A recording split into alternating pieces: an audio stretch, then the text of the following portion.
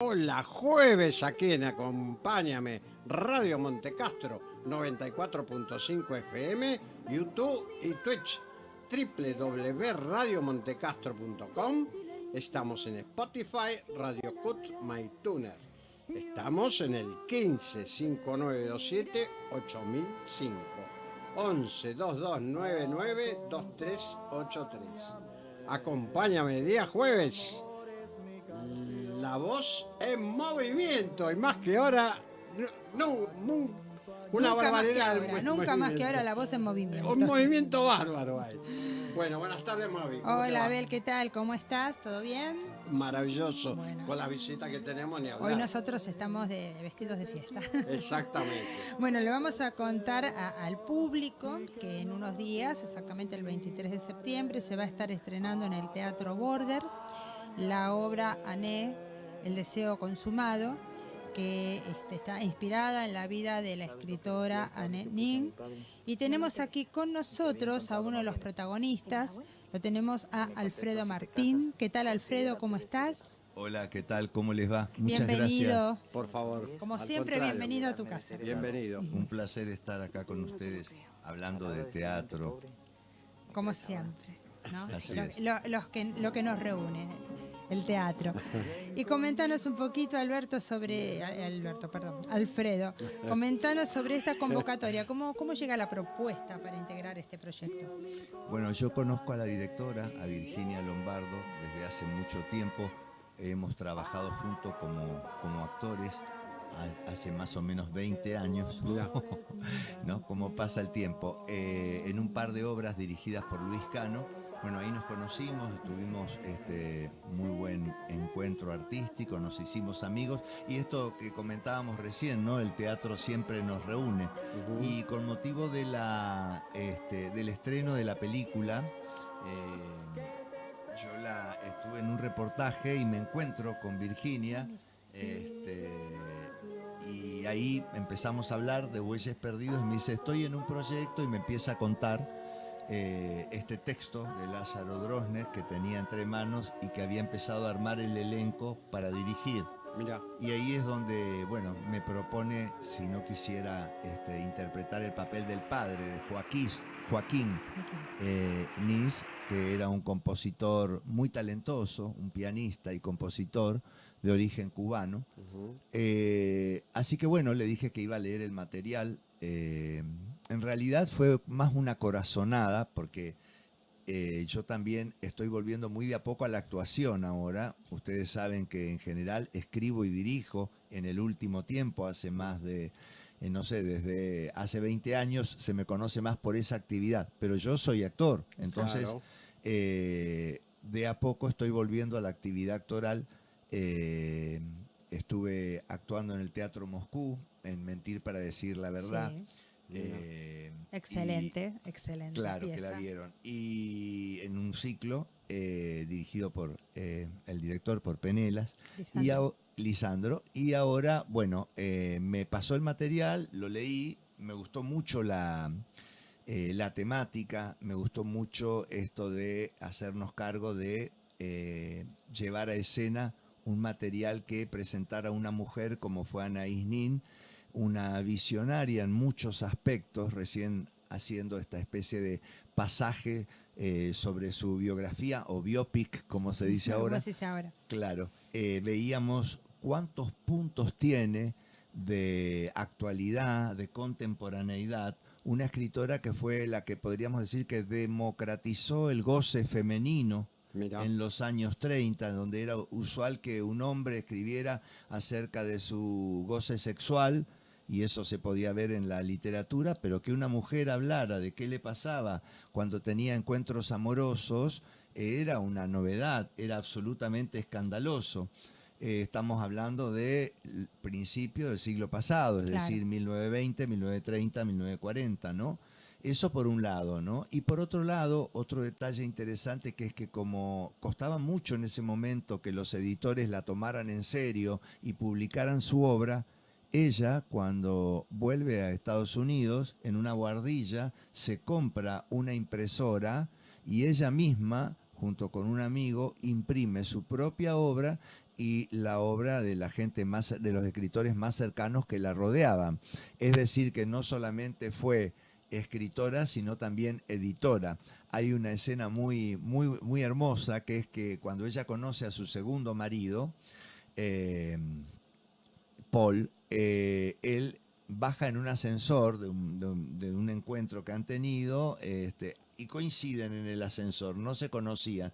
Entonces ella era muy atractiva, no tenía el tipo de femme fatale, porque era más bien menuda, morena, pero era una mujer que tenía como cierto glamour y una cosa de mucha seducción. Él la mira y le dice, ¿cómo es que una joven tan hermosa o tan guapa como usted tiene las manos de un carbonero? Le dice, porque Claro. ella tenía todos los dedos Claro, negros. marcados por la tinta. Y ella le dice, no, no es carbón, es tinta. Ah, le dice él. Y ahí entonces ella le explica, yo edito mis propios libros. Entonces, bueno, a partir de eso él se siente muy impresionado y le dice, bueno, espero que no sea la última vez que nos encontremos. Muy gracioso ese encuentro y muy también instala como el principio de lo que va a ser luego su relación, ¿no? Porque se termina casando con él. Que la mantuvo en paralelo con su primer matrimonio. Claro, sí, bueno, otro de las transgresiones de Anaís fue bígama. Fue bígama, sí. Y Mirá vos. bueno, y en cierta forma y sin saberlo, digamos que fue la precursora del poliamor. Tal cual, sí, eso que ahora nos parece algo tan transgresor, tan escandaloso, ¿no? Algo tan, para algunas personas, difícil de entender, sobre todo Lógico. porque de alguna manera cuestiona las instituciones que han sido un poco la base de nuestra educación, ¿no? Exactamente. Entonces no es fácil asumir esta práctica. Bueno, ella decía que prefería experimentar las cosas que sentía y que todo lo que estaba prohibido o era no permitido, ¿no? No estaba hecho para ella. Ella se sentía más como una mujer que quería experimentar en la vida. Solamente así se podía sentir viva. Exacto. Y lo llevaba a cabo, ¿no? Sí, sí. Se hacía cargo de las consecuencias Sí. que tenía eso, ¿no? Otra cosa que decía es que como a la gente le gustaba mucho, porque le gustaba, no le gustaba cuando ella era franca y contaba lo que hacía, ¿no? Lo que experimentaba. Entonces ella tenía lo que se llamaba su cajita de mentiras. En esa cajita ponía todo lo que hacía y a cada uno le decía lo que quería escuchar. Y ella llamaba a eso su caja de mentiras, ¿no? Bueno, de hecho, la verdad que pudo manejarse muy bien porque pudo convivir con un montón de relaciones paralelas. Exacto. Que no sé si hubieran sabido una de la otra, si lo hubieran, ¿no?, podido admitir tan fácilmente. Bueno, de hecho, por eso lo que hablábamos hace un rato de sus diarios. Comentaba Claro. un poquito el tema de Bueno, los diarios, la publicación de esos diarios. Claro, lo que comentábamos es esta cuestión de que no era común que una mujer escribiera diarios. De hecho, tampoco, porque no estamos hablando de diarios íntimos, ¿eh? Claro, O sea, diarios diario. íntimos, bueno, eso era una costumbre ya desde hace el siglo, no Sí, sé, sí, sí. ¿no? No solo el Desde siglo otros siglos. XX, sino Sí, el otro sí, siglo. de otros siglos. El siglo XIX, decimonónico. Pero esto de escribir un diario que contuviera lo que es la vida pública de una persona y que después esos diarios fuesen publicados y fuesen considerados como lo fueron a lo largo de su vida, habla de cómo era ella, ¿no? A los 11 años el padre la abandona y ella escribe una carta pidiéndole que vuelva y sobre todo dice tratando de dejarle un itinerario de dónde estaban ellos para que supiera de su vida. Claro. El padre los abandona y los abandona en el sentido más estricto del término, no los vuelve a ver nunca más. De hecho, cuando se vuelven a encontrar pasaron 20 años, sí. que es el famoso encuentro en donde tienen una relación padre-hija. Otro motivo, digamos, de que provoque rechazo o refractariedad, ¿no? La vida de Anaïs Nin, el tema del Sí, incesto. del incesto. Exacto. Claro. Bueno, esos diarios continúan a lo largo de toda su vida. Son 7 volúmenes y cuando deciden publicarlo, porque empiezan a ver el valor que tenían, ella los tiene que expurgar, porque las primeras publicaciones la gente de la cual hablaba en sus diarios vivía. Entonces deciden expurgarlos, es decir, sacar los nombres y los apellidos de esas personas y darle cierto contenido como más ficcional Claro. al diario. Sí. Luego, cuando pasa el tiempo y por el recambio generacional, esta gente ya no está más, digamos, en el tapete, ya sea porque han fallecido o porque ya no tienen una vida tan activa públicamente, entonces se editan finalmente los diarios no expurgados. Bueno, de hecho, el segundo marido de ella, que se convirtió, como decíamos hace un rato, en la albacea de toda su obra, respeta hasta que fallece el primer marido de ella para hacer la publicación. Exactamente, o sea Claro. que en los diarios expurgados no figura Hugo Giles, que es su primer marido. Su primer esposo, claro. Lo que pasa que muchas veces esto el tema del poliamor y demás, acá se toma muy a la ligera y se usa como un chiste. Y realmente es para analizar por qué eso, por qué esa transformación. Porque vos viste que en una época, Dios mío, poliamor, estamos hablando de la época nuestra. Por Dios, ni hablar. Ahora, ¿de dónde viene eso? Porque eso es un Yo pienso que es una cuestión cultural desequilibrio, también el tema del poliamor. Pienso que es una cuestión cultural. No te entendí, es una... Claro, es como que no tiene mucho sentido eso de tener una pareja, otra pareja, entonces es una locura. Pero ¿por qué viene eso? ¿Tiene algún motivo? Dentro de la institución matrimonial podemos pensar que el tema de los amantes, las amantes o los amantes, vienen lejos de, por lo menos desde el psicoanálisis se puede pensar, que lejos de venir a cuestionar la institución matrimonial, la mantienen. Es decir, una amante sirve, podríamos pensar, para mantener un matrimonio, ¿no? O sea, por eso digo, lejos de cuestionarlo, porque estamos acostumbrados claro. a novelar y a decir, uy, es la amante, Exacto. entonces se va a separar. No, no, no. El lugar de un amante es un lugar totalmente Distinto al de la distinto esposa al o lugar de al un del marido, esposo depende o de del una caso. esposa. Exacto. Entonces, la institución matrimonial en muchas ocasiones se ha mantenido gracias a sí, la sí, presencia y la actividad de los amantes y las amantes. Digo esto como para empezar a pensar Sí, desde otro otro lugar lado. el matrimonio que está, ya lo sabemos, muy atravesado por una corriente religiosa. Por eso yo te decía que lo veo o lo siento más como una cuestión cultural, porque a veces por ahí la amante no es la persona o el personaje dentro de la estructura blanqueada, es como muchas veces que se Sí. tiene a escondidas.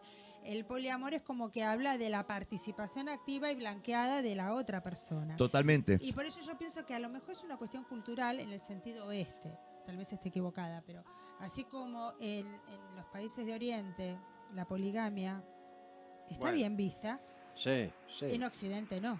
Totalmente. Pero entonces quiere decir que si yo vivo en Oriente está bien y si estoy acá está mal. Entonces, digamos, ¿cuál es la verdad?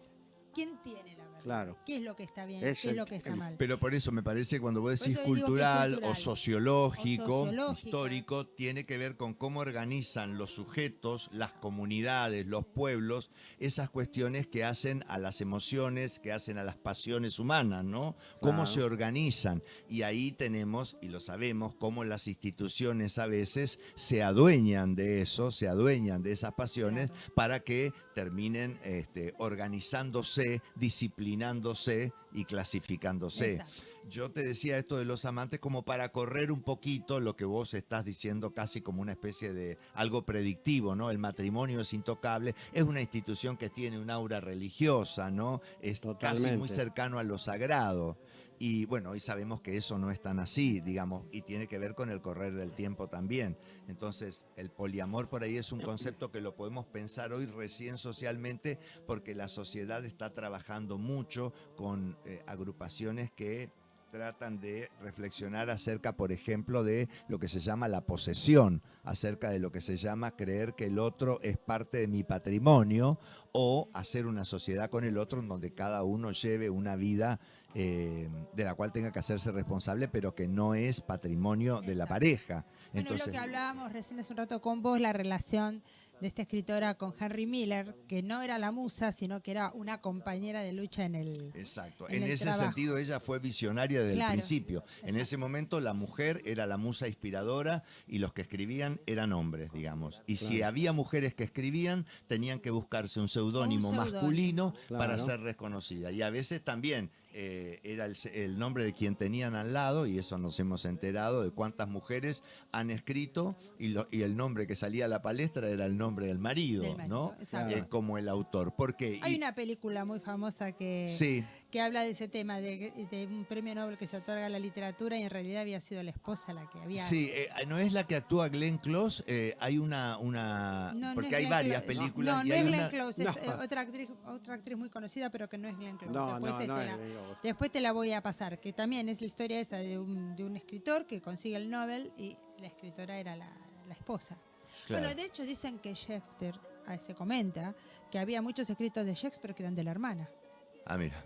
Y es posible Porque en la época- por esto que estamos En ese momento, viendo. ¿cómo iba a escribir una La mujer, Y, por ejemplo, ahí tenés Aurora Dupont, que escribía con el nombre del seudónimo George Sand. claro. Tenían que cambiarse los nombres y ponerse seudónimos las mujeres. Sí, tal cual. Bueno, tal cual. que es lo que no pasa con Anne. Anne usa su nombre y se permite contar sus pasiones Bueno, con su nombre. Y ahí, cuando conoce a Miller, Claro. aparece en ella un vínculo muy creativo, muy nutritivo, porque él toma muy en serio su escritura y a su vez ella puede opinar y leer y reflexionar con él acerca de lo que está escribiendo Miller. Entonces, estos dos textos, ¿no? Los trópicos de Cáncer y de Capricornio, que son casi, digamos, las obras mayores de este escritor, se dice que ella tuvo mucha influencia en lo que él escribía, Claro. y que pudo participar desde un lugar muy como de compañera, de escritura, ¿no? Más que de musa inspiradora, como hablábamos antes. Y como decíamos hace un rato, que ella participó también de lo que era el movimiento psicoanalítico. Ujú. Bueno, vos como profesional, ¿no? Y como psicoanalista, podés ampliarnos un poco más esto y de hecho vos participaste de lo que es el asesoramiento académico en la construcción de la obra esta, la puesta en Sí, escena. fue uno de los Comentanos un motivos que a mí me interesaron cuando leí la obra, la relación que tenía Anaís con el psicoanálisis. Porque bueno, toda su vida ella estuvo tratando de reencontrarse con su padre, y desde una lectura psicoanalítica, y acá contesto un poco, digamos, a posteriori, con retardo tu pregunta, Allende, que fue su primer psicoanalista, le interpretaba el hecho de que ella no podía ser fiel, ella lo decía, no podía ser fiel y no podía ser cruel, ¿no? Dos Claro. temas para ella. Y Allende le interpretaba que tenía que ver con el hecho de que buscaba en otros hombres al padre y no lo encontraba. Entonces, que su búsqueda de sus amantes, su búsqueda de participar activamente de una vida sexual con los hombres que la rodeaban y con algunas mujeres también, tenía que ver con una búsqueda del padre, ¿no? Una búsqueda de Esa alguien, gran figura que estuvo una ausente figura durante 20 años. ausente que ella Claro. intentaba recuperar en los hombres seduciendo a los hombres que la rodeaban. Mira. Lo cual es muy interesante, digo. Pero, y ahí, bueno, nos metemos de lleno en la cuestión psicoanalítica, digamos. El otro psicoanalista que la atiende a ella, que es Otto Rank, tenía teorías muy particulares respecto del inconsciente, ¿no? Bueno, es muy conocido por un desarrollo que hace él sobre el trauma del nacimiento, un desarrollo teórico que llevó a que tuviera sus peleas, digamos, y sus confrontaciones en el interior del movimiento psicoanalítico, que en ese momento estaba bastante cerrado, porque estamos hablando de los años 20, los años 30, entonces desde Freud había como que darle forma al movimiento, forma a la teoría, pero que tampoco evitar que se desviara, ¿no? Claro. Entonces, bueno, había también muchos egoísmos, muchas miserias dentro de esa institución psicoanalítica misma, La ¿no? que nombrábamos, la Asociación Psicoanalítica de Viena. De Viena, exactamente. Estaba formada por 7 u 8 miembros principales que eran muy cercanos a Freud, y al principio Otto Rank, que es el segundo psicoanalista de Anaïs Nin, era muy cercano a Freud. Luego lo expulsan del movimiento. Rank, y esto es lo que hace que que Anaís sienta como cierta adhesión al segundo tratamiento que ella hace con él, le daba mucha bolilla a lo artístico y entonces la escucha muy desde ese lugar, desde el lugar de que ella tiene que tratar de conocerse a sí misma y darle impulso a su deseo. Y con respecto al padre, él tenía una teoría muy particular que podía ser como una locura, que es que ella tenía que consumar ese deseo que tenía por su padre. Y se lo dice, digamos. Entonces, digo, en ese sentido hay como, digamos, como teóricamente ciertos deslices respecto de la teoría en Otto Rank. Claro. De cierta manera, o sea, como que a ella le avalaron. Le avalaron y fue como si un desafío, decir, claro, bueno, hay que confrontar este amor infantil claro, de un padre ausente y él la insta a que ella vaya y confronte ya de adulta y termine y como... después de un desencuentro de 20 años. Exactamente, termine con esto que sigue siendo una persecución que ella tiene, un sino en su vida. O sea que cuando ella se encuentra con el padre en esta escena llamada, digamos, que en los diarios se llama la escena del incesto, tiene que ver con eso también, ¿no? Tiene que ver con que siente que tiene que terminar con esa situación y busca de esa manera, digamos, desarmar ese mito que se le había armado en su propia vida. Que también tiene que ver con el título de lo que nosotros estamos por representar de la obra. El deseo consumado. El deseo consumado. Se llama Anaís, el deseo consumado, ¿no? Pero me parece que habla en general de lo que podemos tomar de la lectura que podemos hacer de la vida de Anaís respecto de que no hay que dejar dormir los deseos, que estamos hechos de deseo y que en lo posible hay que tratar de llevarlos a cabo. Obviamente dentro de los términos y los contextos de cada uno, claro, ¿no? Pero bueno, eso es lo que podemos tomar, digamos, de su como vida. Que ella estaba que el amor hay que aceptarlo de la forma que se dé. Exactamente, de la forma que se exprese, sin ponerle un límite. Claro, sin etiqueta. Exactamente. Bueno, recién decíamos que esto tuvo sus consecuencias y que esto hizo que no la tomaran en serio y que tuviese que esperar muchos años para tener un reconocimiento, ¿no? A su trabajo como escritora, como feminista, y que bueno, posteriormente ya en la última etapa de su vida sí recibió reconocimiento, la llamaban para que diera charlas, la premiaron y era reconocida sobre todo por casi como una activista feminista. Exacto, pues sí, se terminó convirtiendo en una activista feminista. Exactamente. Y Alfredo, comentá un poquito que vos anticipaste algo que estás volviendo de a poquito a lo que es tu rol de actor. ¿Cómo te sentiste incorporándote como actor bajo la dirección de Virginia en este proyecto? Sabía que me iba a preguntar Mavi. Digo, Mavi me va a preguntar qué diferencia hay entre ser actor y ser director. No, yo sé que hay diferencia. Yo te pregunto cómo te sentiste. No, sí, por eso te digo. Se adelantó a lo que te iba a preguntar yo también. No, porque Alfredo hace mucho tiempo que ya viene como desarrollando o te venís más inclinando a lo que es la dramaturgia y la dirección. A pesar de estas participaciones, estos proyectos que hiciste hace un tiempo atrás. Pero bueno, ¿cómo te sentiste ahora en tu rol bajo la dirección de Virginia Lombardo? Volver otra vez. Trabajar con Virginia es un placer en el sentido de que nos entendemos muy bien. Es una directora que labura mucho con los actores, con las propuestas de los actores, pero tiene muy claro hacia dónde nos lleva como actores, ¿no? Y qué es lo que quiere. Eso está bueno, ¿no? Estar con un director que sea claro y cuando hay que buscar también dice, bueno, chicos, chicas, chiques, vamos a buscar a ver hacia dónde podemos arribar con esto, porque entiende que una idea preconcebida por ahí tiene que ponerse a prueba en el escenario. Y ahí coincidimos mucho yo también pienso lo mismo, que en el escenario uno ensaya para probar, para ver, para revisar y reflexionar sobre el material que tiene. Y a veces una idea preconcebida que se te produce cuando vos haces la lectura de un material no es lo mismo que cuando lo estás viendo en escena y te das cuenta que los actores van para otro lugar y que esos cuerpos están pidiendo otra resolución, digamos, ¿no? Del material dramático. Así que bueno, en ese sentido estoy muy contento. También el tema del elenco, ¿no? Ha sabido crear un elenco de gente muy, muy laburadora.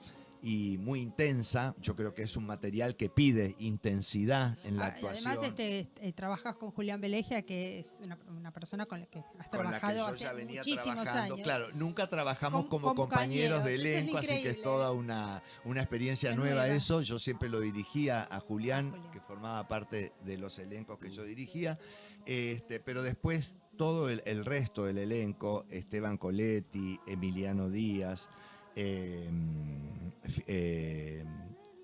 Telma Fardín como Anaïs Nin. Telma Fardín como Anaïs Nin, Fiorella Camgi, creo que no me olvido de ninguno.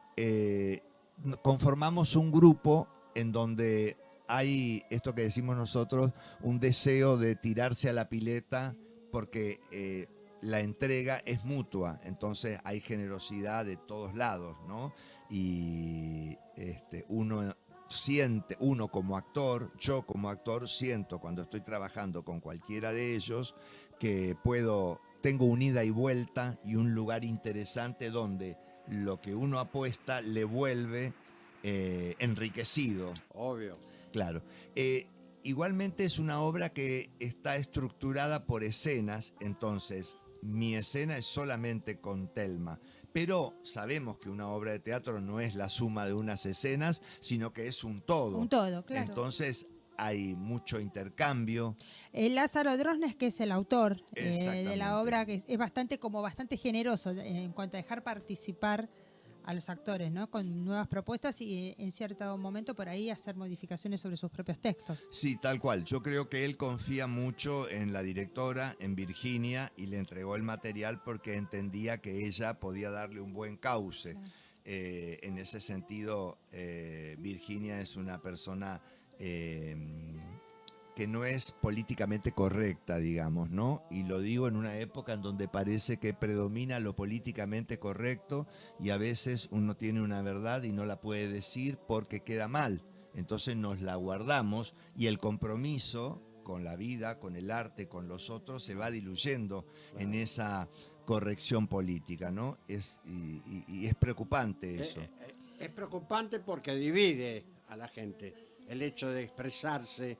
Yo, te digo la verdad, fui siempre al contrario, que el actor no puede pensarlo tranquilamente, pero no tiene por qué hacer una exposición, porque divide todo, divide hasta su propio programa o obra, lo divide.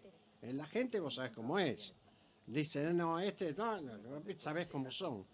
Y sí, yo creo bueno, que esa es un síntoma de esto que estamos viviendo, ¿no? Creo que la grieta es un síntoma de esto que estamos viviendo, que se pierde la riqueza de las distintas opiniones y cómo poder escuchar, y cuando uno escucha, sale entusiasmado, incentivado y como abriendo la cabeza. Me parece que cada vez se escucha menos, las cabezas se cierran y estoy hablando con el otro más que para conocer cómo piensa el otro, para tratar de convencerlo de lo que yo quiero o que no me convenza de lo que yo no quiero, ¿no? Y eso es bastante más chato y bastante más precario, lamentablemente, ¿no? Alfredo, aparte de, digamos, de asesorar desde lo académico, ¿también vos estuviste en colaboración dramatúrgica con Drosnes? No, hablábamos recién de que él hizo la dramaturgia sobre el papel y terminó firmando la obra. De lo que yo me ocupé en la dramaturgia es de esta dramaturgia del actor en el escenario, que se llama así, del actor y de la actriz en el escenario, en donde tiene que ver con eso que se va generando, que recién hablábamos, más allá del texto, ¿no? Porque una cosa es la obra escrita, otra cosa es la obra en la escena. Y esa diferencia no siempre se hace, ¿no? Dice, ¿de quién es esta obra? Ah, esta obra es, y dicen el nombre del autor, pero están viendo la obra arriba del escenario. Claro. Entonces, una cosa es la obra libro y otra cosa es la obra espectáculo. Exacto. Y si no se tiene en cuenta esa diferencia, que te digo que pasa como si fueran sinónimos y no lo son, y es un ejercicio que hay que hacer, sobre todo porque si vos ves esa obra hecha por otro director, va a ser totalmente, distinta. y por otros actores, va a ser miradas. totalmente distinta. Bueno, y acá digo esto y es una de las cosas que discutimos en ABDEA, que es la Asociación de los derechos de Profesionales de Dirección.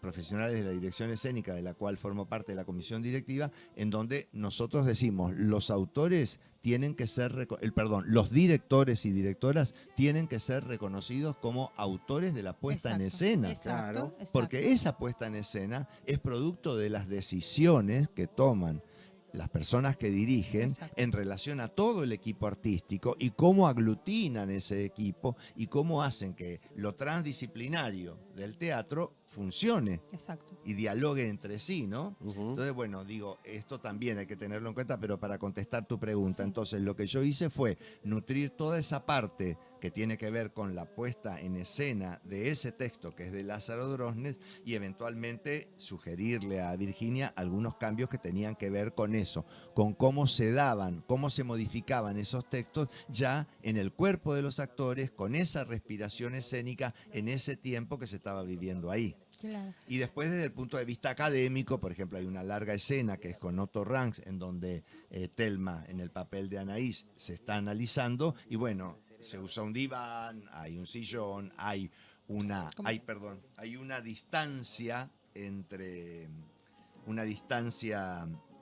paciente y terapeuta, y bueno, que estuvo bueno poder ver cuándo esa distancia se alteraba, cuándo no, y jugar también con eso, ¿no? Jugar con lo que es el vínculo paciente-terapeuta. Claro, y ahí pues todo el aporte de tu experiencia como médico psicoanalista. Claro, tal cual. No, y lo que decías vos de la puesta en escena, digamos que el director se convierte también en autor.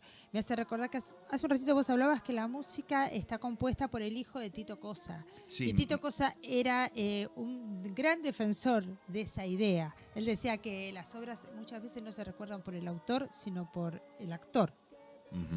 O sea, y él decía que se terminaba de escribir arriba del escenario. Claro. Es un poco lo que vos aportabas de esa idea. Y acá estás trabajando con el hijo como en la música. Sí. ¿Se trabaja con música en vivo? ¿Cómo está planteada la música? La música a esta altura ya está construida. Él lo que hizo fue participar de los ensayos y chequear con Virginia cuáles eran los climas de las escenas para ir generando una música que por un lado tuviera que ver con las atmósferas que planteaba el texto dramático, pero también con la época, porque más o menos transcurre todo en los años 30, y sin ser una música incidental, pudiera generar determinados momentos en donde el texto se elevara o en donde la mirada estuviera puesta en determinada cuestión y no en otra, ¿no? Así que hizo un acompañamiento muy interesante y la música que devolvió al final de eso, la verdad que nos modifica mucho a nosotros, que estamos tan sensibles en la escena. Digo nosotros, supongo que al público también en su momento, pero en principio hasta ahora, como no hicimos funciones con público, pero a nosotros nos modifica mucho y nos pone como en una situación de mucha afectación desde el punto de vista positivo y de mucha recepción de lo que sucede, ¿no? Digamos que es casi un actor más en escena. Alfredo, volviendo un poquito al tema de los textos, o sea, el autor Drosnes con la obra no hace una biografía de Anaïs Nin, sino que es como que él retoma sus subtextos de los diarios de Anaïs.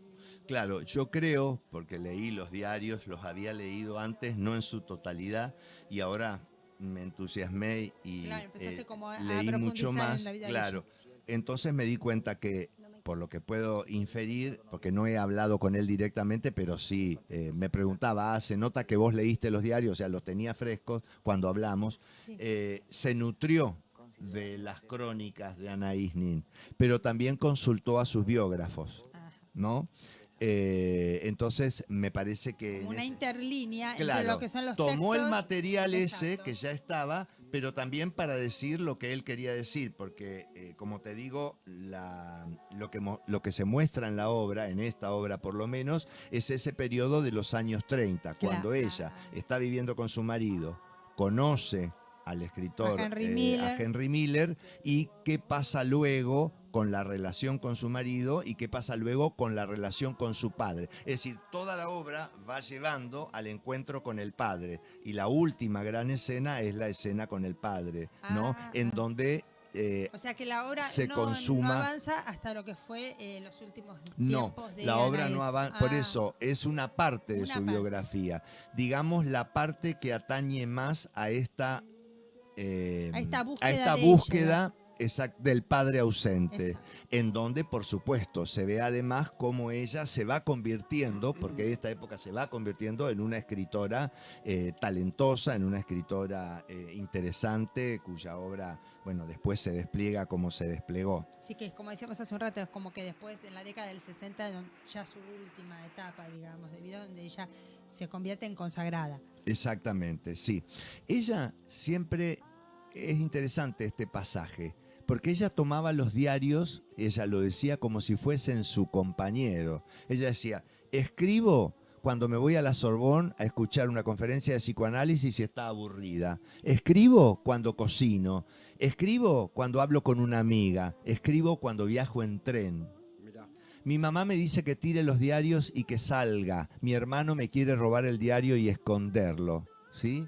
Ella dice, hay algo, nunca escribo distraída, siempre escribo al rojo vivo. Claro. Como que hay algo de ella que se abre en los diarios, que me parece que es uno de los aspectos más significativos de estos diarios, que la vemos descarnada. Claro. No. Lo que por ahí no puede abrir, digamos, al otro, se lo abre a su diario. Exactamente. Es como una manera de abrírselo a ella misma, ¿no? Exactamente, son su principal interlocutor y su manera de entenderse también, ¿no? O sea que vemos claramente ahí la función de la escritura, Exactamente. ¿no? Y me parece que eso, bueno, ahí de nuevo el psicoanálisis, ¿no? Para explicar qué función tiene el arte, qué función tiene la literatura, qué función tiene todo lo que tiene que ver con el mundo de la cultura en la vida de una persona, ¿no? Y cómo yo creo que ella puede seguir adelante en su vida, a pesar de ese trauma tan importante de sentirse rechazada por su padre y luego abusada, si se quiere leer así también lo que pasó, porque hay un abuso, lo hay, y es una lectura de eso, cómo poder seguir adelante y cómo llevar una vida con proyectos, una vida que sea constructiva y que hacer lazo social con los otros, ¿no? Y sentir que tiene un sentido seguir viviendo. Y ella lo puede hacer. Me parece que en ese sentido vale también todo lo que mostramos. Claro, porque de es ella. interesante, o sea, a través de todas estas situaciones que ella va viviendo, o sea, que se van transcurriendo a lo largo de toda su vida, cómo empiezan a aparecer otras aristas de lo que es el papel del arte, de la escritura, del teatro, para la vida de una persona, ¿no? Se puede hablar de suplencia en el psicoanálisis, ¿no? Cómo el arte puede oficiar de suplencia en la estructura psíquica, suplir ese hueco, eso que no se dio, que no se terminó de estructurar. Pero visto así no puede llegar a ser, digamos, como algo dañino, porque en realidad está tapando carencias. Claro, pero una verlo cosa... así no es como hasta dañino. No, porque en realidad no es algo, es como una columna, no es un manto que va a tapar, es una columna que va a impedir que se caiga. Ajá. Digo, para usar No, está un perfecta ejemplo la analogía, arquitectónico que puede venir bien para entender, ¿no? Lo claro, que la es analogía una está perfecta. suplencia Sí, de lo sí. que es tapar algo. La columna sostiene. Exactamente, la columna sostiene y la columna no modifica, sostiene lo que hay. Si uno tapa, sí, lo que hay puede desarrollarse subterráneamente y estallar. Claro. No, el arte no tapa, el arte al contrario, descubre. Pero descubre con una poética que te permite enlazar con los otros. Freud se preguntaba cuando escuchaba a los pacientes, dice, ¿por qué resulta a veces tan aburrido o tan tedioso escuchar a los pacientes hablar de sus problemas? Y lo decía alguien que escuchaba muchos pacientes. ¿Y por qué resulta tan atractivo leer una novela o leer un libro en donde quizás esos problemas están transitados, pero de otra forma? O por otros. Están transitados por otros. Sí, pero no te creas que el que escribe no va al análisis y habla y parlotea y aburre con lo que cuenta. Desde el lado del lector. que por ahí es el que, pero cuenta sus problemas al psicoanalista, pero le resulta mucho más grato leerlos porque encuentra sus problemas reflejados en el otro. Claro, No son míos, son del otro. Entiendo, esa distancia está buena porque es la distancia de la lectura, ¿no? En donde yo puedo entrar y salir. Pero lo que decía Freud es qué diferencia el discurso de un paciente, con todo lo que tiene de cargante, de tedioso, etcétera, etcétera, y el discurso de un texto, por ejemplo. Y para él como psicoanalista, sí, como profesional. Exactamente. Ahí está, y decía, entendí. la diferencia es la poética en la que está construido este texto y este no. Claro. Entonces ahí había algo del orden de la sublimación, ¿no? Es decir, un mecanismo de defensa del yo en donde puede sublimar algo y convertirlo en otra cosa, ¿no? Entonces dice, en el paciente hay una energía sexual que está absolutamente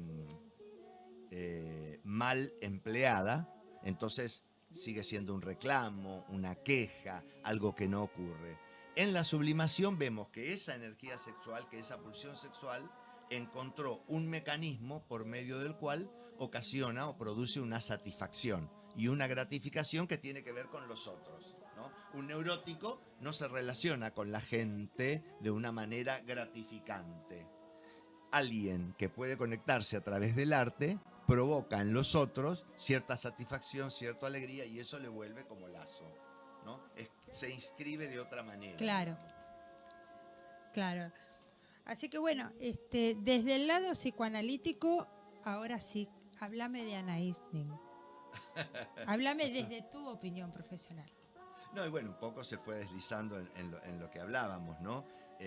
Creo que superó una situación de mucho sufrimiento y de mucha discriminación, que probablemente tuvo que ver con este padre que no ocupó la función paterna, sino que fue solo un genitor. Cuando digo genitor me refiero a un padre que aportó anatómicamente, fisiológicamente, el líquido seminal para que ella fuera engendrada, pero que no ocupó su función dadora en relación a un padre que es quien permite que un sujeto forme parte de la sociedad, que es quien permite que un sujeto pueda inscribirse en un orden social, en las instituciones, en lo que fuera, ¿no? En lo que fuera que forme parte de esa comunidad. Eso ella no lo tuvo, porque un padre cuida, un padre guarda, un padre protege. Bueno, este padre como tal no funcionó. Fue abandónico. Entonces, cuando se encuentra con él, esta situación del abuso tiene que ver con eso, digamos, ¿no? Con que se encuentra con un hombre que por casualidad la prohijó, pero que no es su padre. Entonces, ella pudo salir de todo eso porque apareció ahí ese complemento, la escritura. Y la yo te escritura del preguntaba esto diario. porque vos mencionaste ya en la segunda vez que mencionás la palabra abuso. Por parte del padre de Anaïs, por más que, digamos, era como Lo digo como una fija. cuestión general, ¿no? Digo, de no. alguien que vea y lo primero que aparece es el abuso de un abuso. padre con una hija. Y yo te pregunto lo siguiente, y yendo tal vez a un tema más puntual. Si en grupo, y esto sin ningún compromiso, si me lo puedes contestar, si a nivel grupo, si a nivel elenco, tratar el tema del abuso con una protagonista que precisamente fue víctima de abuso y denunció abuso. Si este tema se habló, se charló, ¿cómo se construyó el tema del abuso precisamente con una chica que fue víctima del abuso? Lo que pasa es que a ella no se la llamó como una, y eso lo tuvo muy claro Virginia de entrada, no se la llamó porque ella fue víctima de un abuso, se la llamó porque ella es una gran actriz con una capacidad y un talento enorme que lo pone a prueba en cada ensayo y nos asombra a todos, y pudo operar con eso. Yo supongo que si ella tomaba esto como el lugar de la persona abusada, no iba a poder dar un paso, no iba a poder terminar de leer el texto, ¿no? O sea que ella supo correrse de su situación personal para darle lugar a Anaïs. Totalmente. Y te digo más, es una integrante más del elenco que disfruta tanto de los ensayos y del laburo artístico. Ahí está ese tema de la nueva realidad que crea el arte. Esa nueva realidad que crea el arte es una realidad salvadora. Porque yo creo, y ya salgo de ella, digo, en el sentido de no solo hablando de entrando la en el tema protagonista, muy personal, sino en el tema de lo que puede sucederle a una persona que ingresa a una red artística, que ingresa a lo que es un trabajo, en este caso actoral, con un material. Y es que tiene una posibilidad de sentirse reconocido, legitimado y disfrutar de eso de otra manera, ¿no? Una inscripción distinta a lo que es ese sufrimiento que te deja reducido a aquello que te pasó, a la memoria de eso que te pasó. El trauma de lo que pasó. Es decir, permite cambiar de posición y de alguien pasivo al que le hicieron cosas pasa a ser alguien activo que puede hacer algo con su vida. Sí, o sea, la función renovadora. Totalmente renovadora, sí. Y Alfredo, paralelamente a Anaís, el deseo consumado, ¿se viene algún otro proyecto? Sí, claro que sí. ¿Se puede anticipar algo? Yo vi algunas fotos, pero son como muy misteriosas, por eso digo, sí, son misteriosas. Sí, estamos trabajando, mira vos, y tiene que ver un poco con los atravesamientos que estamos experimentando a nivel social últimamente.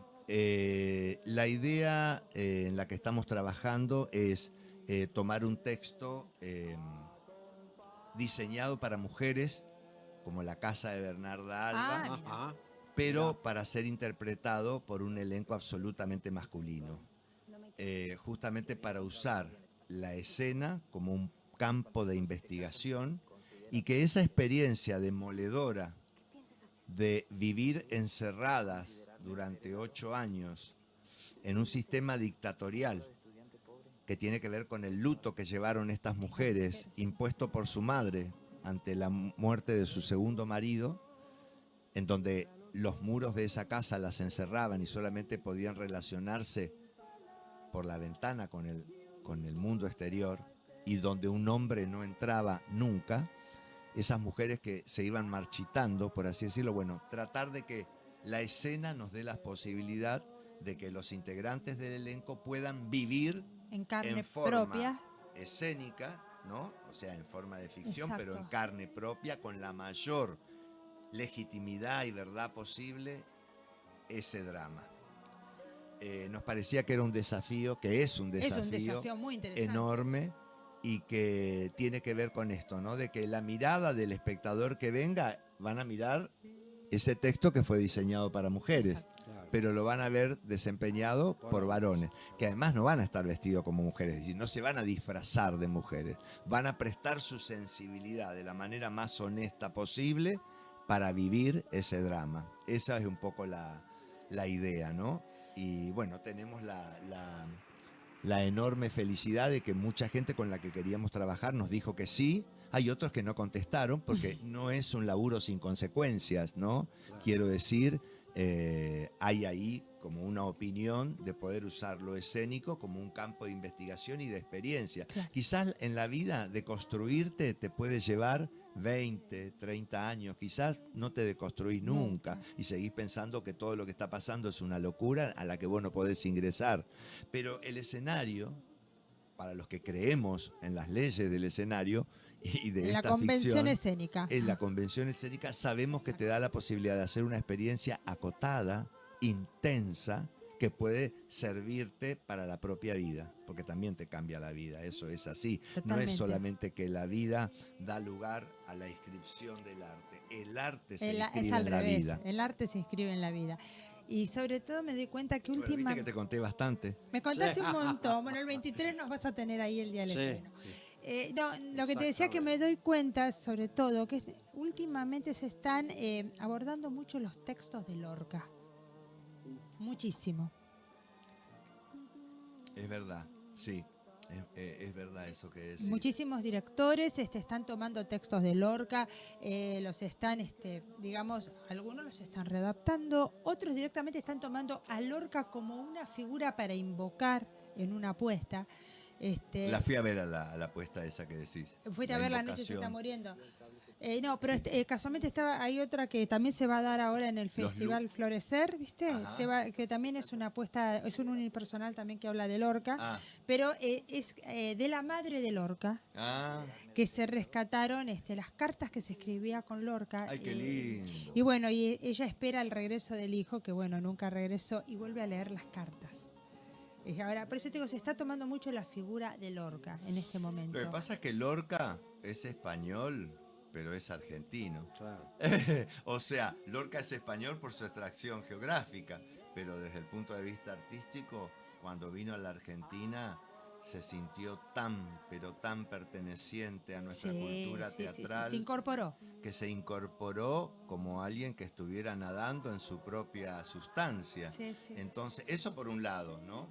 Por otro lado, me parece que en una época que se está volviendo tan totalitaria en algunos aspectos, ¿no? Desde el punto de vista sociopolítico, con mucha presencia de grupos neonazis, de pensamientos cerrados que son casi deshumanizantes, la presencia de Lorca recupera la memoria. Exacto, y la libertad, ¿no? La memoria y esa inscripción de la libertad, de consagrar la vida a la libertad, que me parece que es muy necesaria. O sea, ese me parece que es el motivo fundamental por la cual está circulando tanto últimamente en los ambientes culturales y teatrales. Alfredo, nombra a todo el elenco que te va a acompañar el 23 de septiembre en Anaís, el deseo consumado. Bueno, entonces, habíamos dicho Anaís, el deseo consumado, con texto de Lázaro Drosnes, dirigido por Virginia Lombardo. En el elenco están Esteban Coletti, Julián Velegia, por supuesto Telma Fardín, Fiorella Camgi, Emiliano Díaz, bueno, Alfredo Martínez. y yo, claro. Después, la música, ya dijiste, es de Mariano Cosa. El espacio escénico es de Héctor Calmet. Las luces son de Luciana Giacobbe. El vestuario maravilloso es de Alejandro Mateo. Y me faltan los dos asistentes, Seba y Paula, que también están ahí, que son divinos y que nos ayudan muchísimo.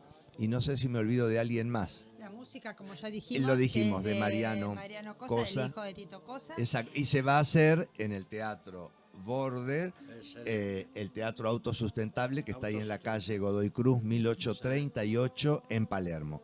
Aclaro que las funciones son el 23 y el 30 de este mes, septiembre, a las 20 horas, y a partir de octubre y noviembre pasamos a las 22 horas.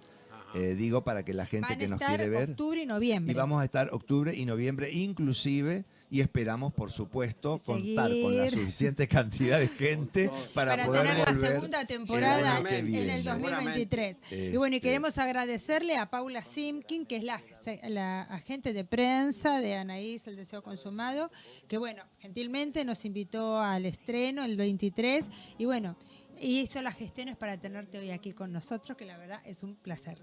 Bueno, Como muchísimas gracias. Espero que me sigan saludando después de haberme hacer el papel del padre de Anaís Nin. Yo te voy a saludar. Hay gente que me te vamos a saludar. No, siempre te vamos a invitar. Lo mío es una ironía, pero a la hora de aceptar un desafío como este personaje, hubo gente que me dijo, hay que ver si te van a seguir saludando después de verte hacer ese personaje tan despreciable. Entonces le digo, bueno, en la medida en que entendamos que es una experiencia artística, supongo que estaría bueno que la gente sienta rechazo si la situación es creíble y funciona bien, ¿no? Exacto, o sea, si siente rechazo es porque arriba del escenario fuiste muy creíble. Bueno. Claro, pero es una ficción, nadie puede decir. Por supuesto. Todos lo dicen, bueno, porque siempre pasa así. Te dicen, claro. No, es ficción. Estás haciendo una ficción que algunos le pueden llegar. Pero si algunos te rechazan, como dice Alfredo, es porque sos muy creíble arriba del escenario. Mientras no se te empiecen a bajar los pacientes, no hay problema. No, creo que no. Es más, algunos pacientes me preguntan, ¿y doctor qué está haciendo últimamente en teatro? Porque lo queremos ir a ver. Y algunos pacientes van al teatro y ven lo que hago. Así es que mientras tenga claro Eso te iba a cuando preguntar. soy actor y director y Exacto. cuando soy terapeuta, está todo porque bien. es difícil ya, viste, por lo general el terapeuta trata de no tener un contacto, digamos, o digamos cosas en común a nivel personal con su paciente. Y bueno, el teatro es como que de cierta forma es algo en común que tienen. Claro, me parece que hoy por hoy, como terapeuta, negar eso que tenemos en común con el paciente, sin perder la neutralidad Exacto, y el analítica y espacio la de cada uno. abstinencia, ¿no? Sin perder ni la neutralidad analítica ni la abstinencia. Poder acordar que hay un lugar común, comunitario que construir con el paciente, me parece que es un buen Es mensaje. una nueva mirada de las terapias. Sí, sí. Tengo unos mensajitos. Ah, bueno. Llegaron tus 5 minutos de fama, Abel. Pasá los mensajes. Soy Gastón de Avellaneda. Como siempre, un lujo escucarlos. Ahora, los jueves, con esta entrevista. Hola, soy Rafael de Flores. Muy interesante lo del poliamor. Quizá el ser humano encuentre ese equilibrio manteniendo siempre la responsabilidad efectiva. Gracias por escucharnos. Así que bueno, ¿viste? Muy está- interesante, sí, sí, sí, muy sí. interesante. La gente se escucha y cuando vos le ofreces un relato tan brillante como el tuyo, como siempre, y la gente escucha, ¿viste? Lo que Porque- pasa es que estamos hablando de una temática que creo que nos atañe a todos, Exacto, ¿no? sí, sí, Y sí, es sí. una historia que tiene muchas aristas humanas y que las preguntas no terminan de estar contestadas en un 100%, afortunadamente, ¿no? Porque ¿qué sería nuestra vida si tenemos todas las preguntas contestadas? Exacto. Nos Claro. aburriríamos muchísimo, Totalmente, no habría, sí, no habría un objetivo, ya está. Tal cual. Alfredo, te deseamos mucha merch en Mucha este merch. estreno. Gracias, Y bueno, espero verlos. vamos a estar Con todo acompañándote gusto. ahí el 23. Bueno. Y gracias vos por estar aquí, por esta entrevista, por anticipar todas estas cosas que nos anticipaste. Y bueno, y un poco ponernos en conocimiento de lo que fue la historia de esta mujer que se puede decir que fue una mujer de avanzada. Sí, sí, totalmente de vanguardia, Ana Isni. Vanguardista, 1000 por 1000. Alfredo, Gracias, muchísimas gracias por estar aquí. Y bueno, Gracias, te esperamos Alfredo. como siempre ¿Cómo no? para Bernarda Alba. Bueno, sí, Exacto. será un placer. Vos sabés que sos un amigo de la casa y siempre estás invitado. Gracias. Gracias. Bueno, Abel, nos encontramos el lunes entonces. Si Dios quiere, a sí, el lunes. A las 19 el lunes, acá en Acompáñame, Radio Montecastro. Con La voz La en Voz en movimiento. Gracias a todos. Gracias Chao. por escucharnos. Gracias, Lucho.